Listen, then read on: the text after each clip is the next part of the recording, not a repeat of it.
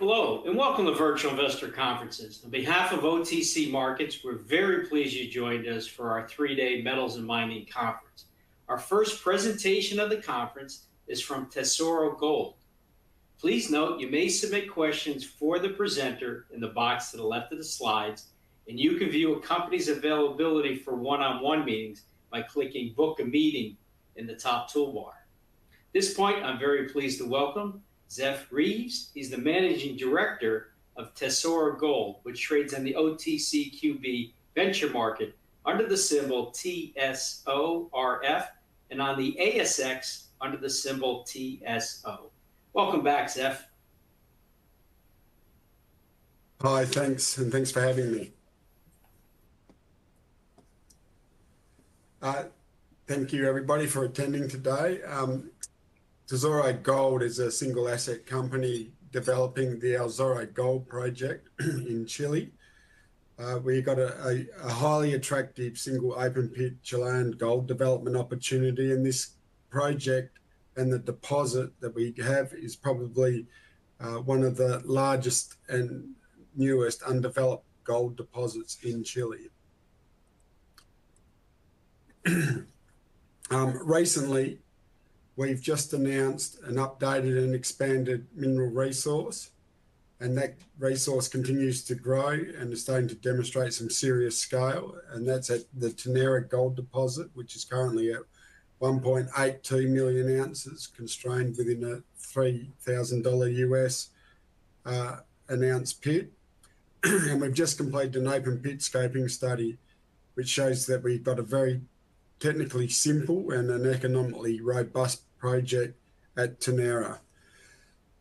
And importantly, we're in a very strategic coastal location. So everything we need is within less than 25 kilometres of the project: power, water, workforce, all in a coastal location at low altitude.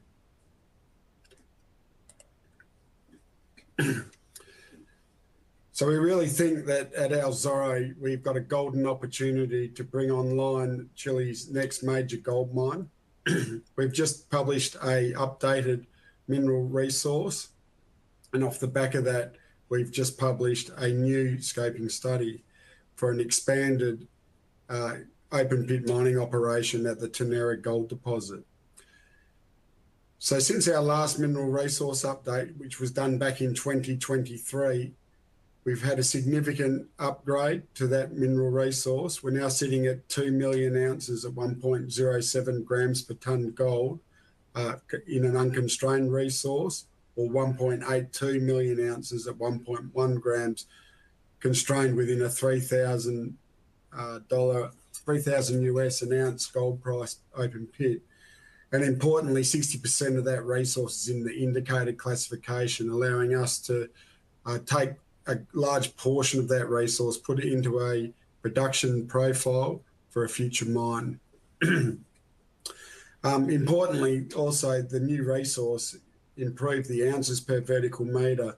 So this is starting to be very attractive for a very profitable mining operation.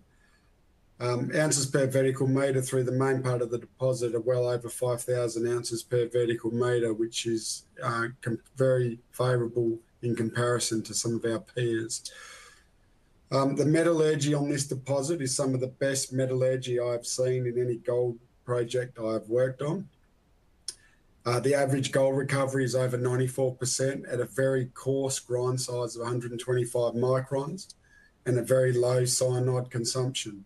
So we use this new resource and this very attractive metallurgy done off the testing that we've done to produce an updated and expanded scoping study, which demonstrated that there's a robust project, both financially and technically, to execute at Tenera through a very simple development pathway. And it's really provided the Tesoro board with the information to make a decision to push this project through directly into pre-feasibility study, which is due to complete in April 2026.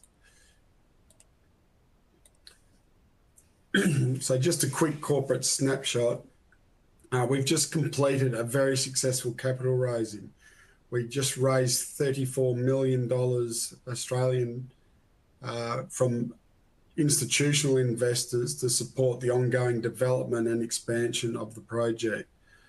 So currently board and management hold around just over 4% of the project, and institutional investors, including a substantial investor, Collins Street, who are based in Melbourne, hold around 50% of the issued capital of the company.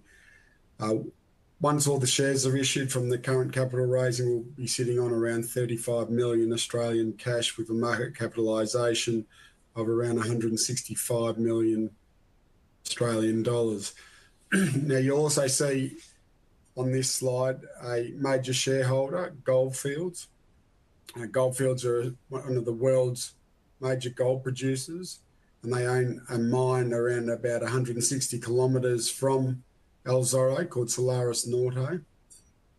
And Goldfields have taken a position in the company around 3 years ago. Everybody always asks me why are Goldfields interested in El Zorro, and I think for all the reasons we like it. So far, it's got a 2 million ounce deposit, which is open in all directions, but it probably most importantly for them and for us going forward, we see the potential for a multi-million ounce gold district here. This is the first time this region has been explored, and we have discovered a brand new gold district in a superb coastal location, which makes development very easy. And I think for all those reasons, Goldfield have invested now over $14 million into our business over 3 separate capital raisings over a period of around about 2 years. So I mentioned our location. On this slide, you can see the El Zorro Gold Project concessions. Tenera sits more or less in the middle of that concession holding, around about 13 kilometres from the coast. We have the Pan American Highway, which runs along the coast, and only 20 kilometres away from the project, we have access to power and water. There's a desalination plant and a high voltage power line, both within 20 kilometres. The owners of that infrastructure, we have already signed MOUs with the owners of that infrastructure to work with them to develop a technical and financial model to deliver both power and water to Zorro when we construct a mine for the mining of the Tenera gold deposit. It's very easy to get to. It's only 1 hour, about a 1 hour flight from Santiago to the Copiapó airport, and about an hour from there on sealed roads all the way to the El Zorro Gold Project. And also sits in Region 3 of Chile, which is in the Atacama Desert. It is a major mining region of Chile. A number of large projects are already operating, and a number of new projects have recently been permitted in this region. And a majority of the revenue and employment within the region comes from the mining sector.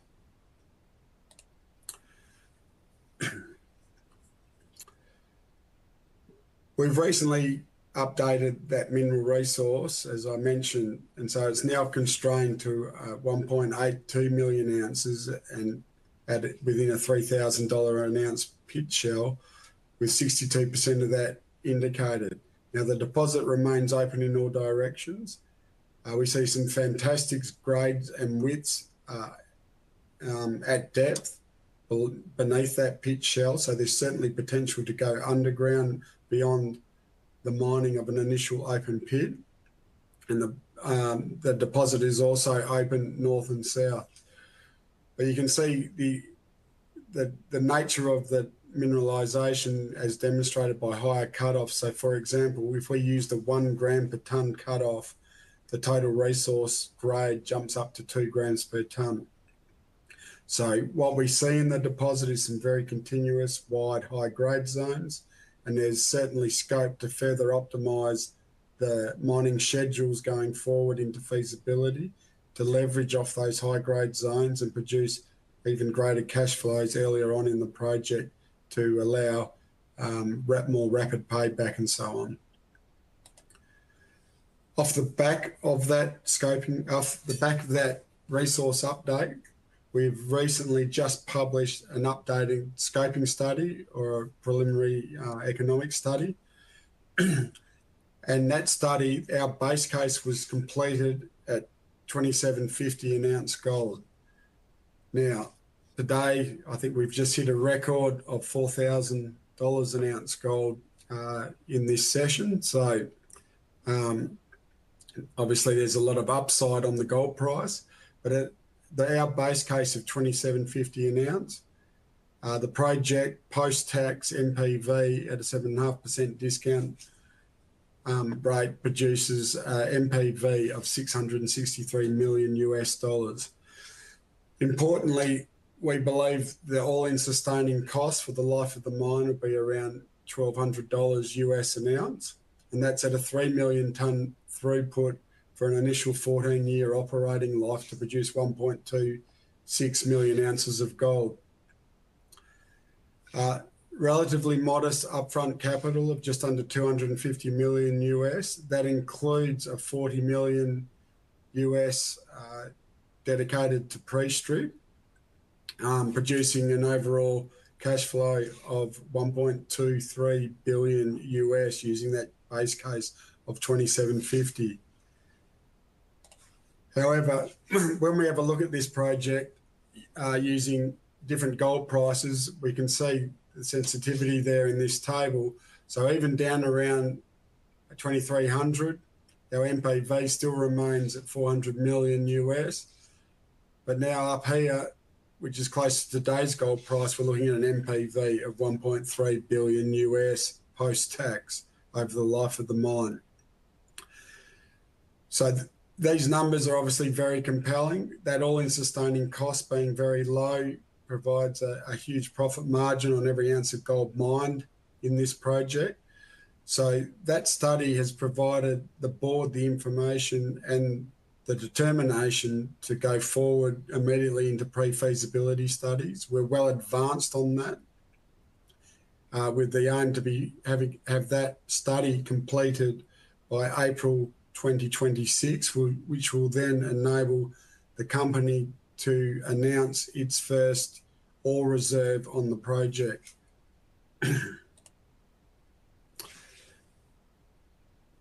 So the upcoming 12 to 18 months, now that we are fully funded, this will see us funded through to the completion of a definitive feasibility study, as well as a very aggressive exploration campaign across the wider El Zorro district and further resource upgrades at Tenera. So that includes the pre-feasibility study due to be completed in April 2026.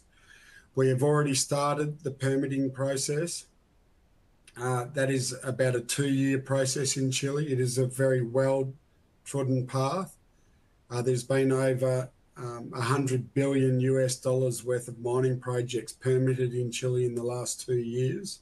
And it's a very prescriptive and straightforward process that takes around 2 years of work, which includes a 12-month baseline study. So we're well into those baseline studies.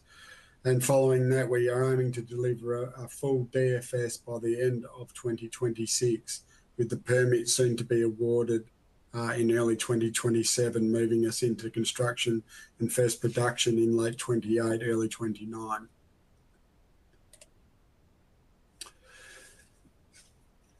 So we firmly believe that El Zorro is a district scale gold development opportunity. We already have the 2 million ounces at Tenera, which is still open, and we'll be doing a lot of drilling there in the coming months.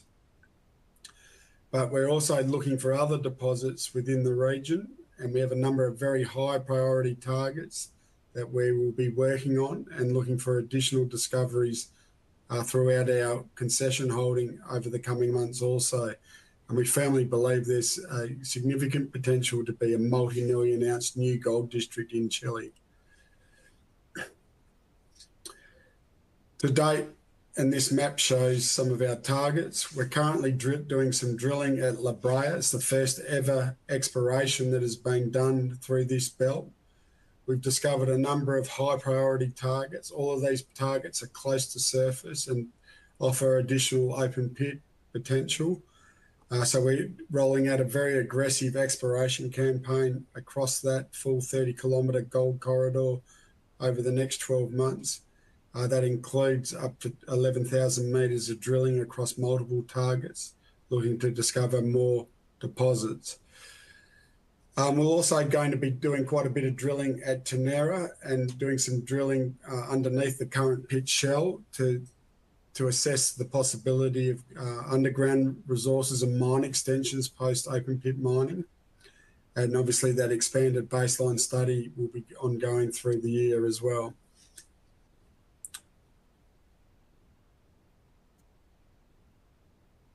So just to wrap up, we've got this large, highly prospective gold project. Nothing was here prior to Tesoro. This is a greenfields discovery, and I firmly believe it's the next multi-million ounce gold district to be discovered in Chile. And we hope to prove that with some drilling on some new areas in the upcoming months. Currently a 2 million ounce unconstrained mineral resource. We believe that's got significant growth left in it, both at depth and along strike north and south. The Tenera deposit has exceptional metallurgy, which leads towards simple processing. We're not looking at novel solutions. We're going to build a very standard gold plant on this project, the type of plant that is common in many mines around the world. And we continue to see this resource and district level growth potential with the more work that our exploration team does. We've continued to bolster our management team. We've recently appointed a Chief Development Officer. We're continuing to bolster that team to deliver this project in a compressed time frame. And the current board of Tesoro have all got a long history in being able to deliver new development projects into production very quickly.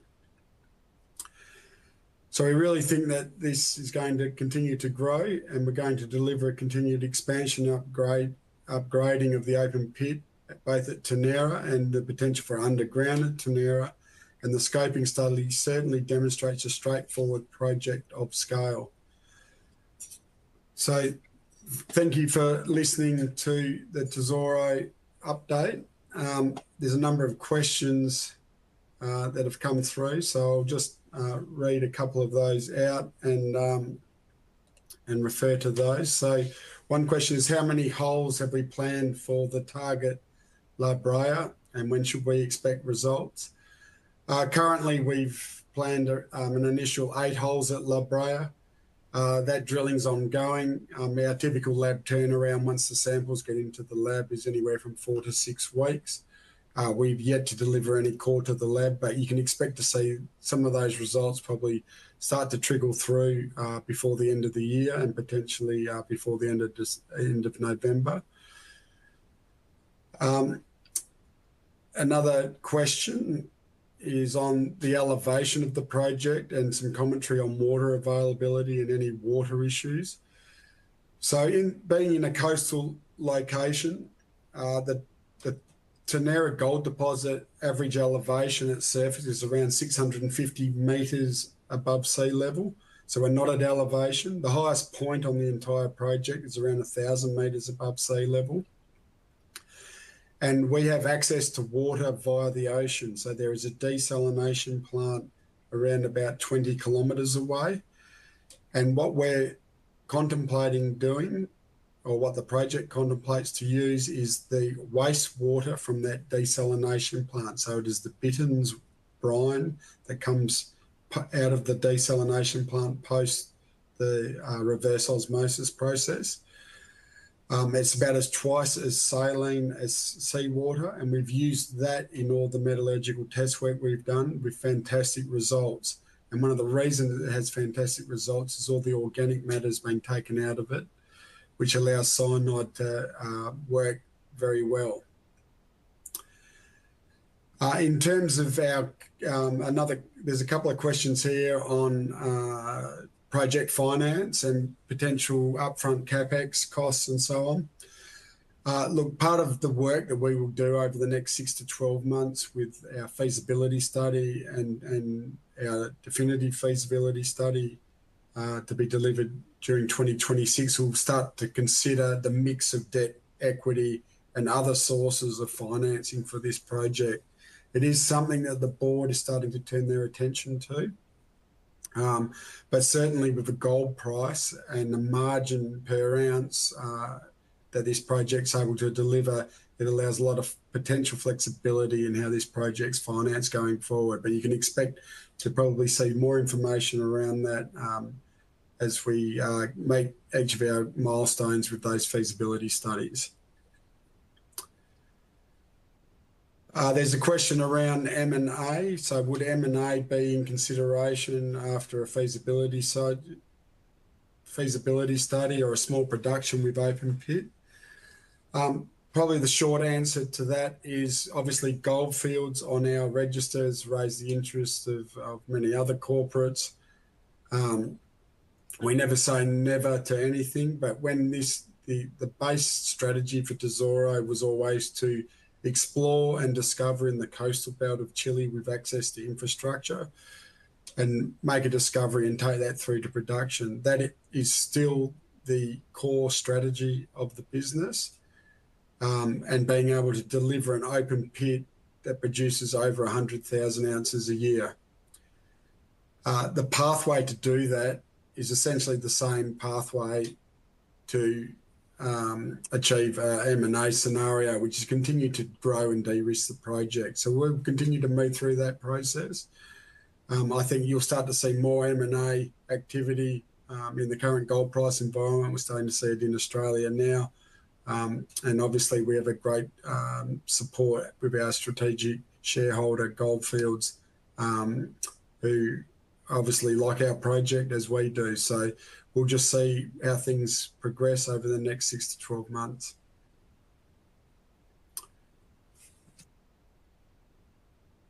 And just one final question, just on contact details, email address of a person.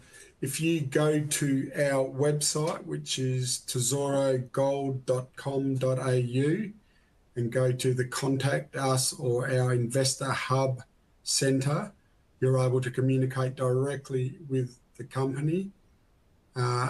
Most of that communication will come to me as Managing Director, so you're able to communicate directly with me, and I encourage everyone on this call to jump onto our Investor Hub. There's a wealth of information there. You're able to interact directly with the company and ask any further questions or obtain any other further information. So I thank you for your time if there's no further questions. And I think we've got a very exciting 6 to 12 months coming up as we advance the project through development towards production. And also very exciting is the possibility of discovering more gold deposits on the Alzai Gold Project. So thank you.